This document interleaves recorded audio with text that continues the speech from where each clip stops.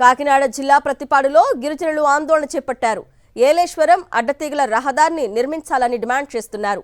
అధ్వానంగా ఉన్న రహదారిపై ప్రయాణం చేయాలంటే నరకం కనిపిస్తోందని గిరిజన నేతలు ఆవేదన వ్యక్తం చేస్తున్నారు. రహదారి నిర్మించకపోతే నిరాహార దీక్షలు చేపడతామని హెచ్చరించారు. మరోవైపు గిరిజనుల ఉద్యమం నేపథ్యంలో ఏలేశ్వరం అడ్డతీగల రహదారిపై పోలీసులు చెక్పోస్టులు ఏర్పాటు చేశారు. గత సెప్టెంబర్ 12వ తారీఖుని జడ్డింగానారం నుంచి రమణయ్యపేట వరకు రోడ్డు వేస్తామని ఆ రోజు మేము ధర్నా చేస్తుంటే డిఎస్పీ గారు వచ్చి హామీ ఇవ్వడం జరిగింది. ఆ రోజు నుంచి ఈ రోజు వరకు 4 రోజులు వేస్తామన్నారు. 3 నెలలు కావస్తున్నా కనీసం ఇక్కడ ఏం పని చేయలేదు.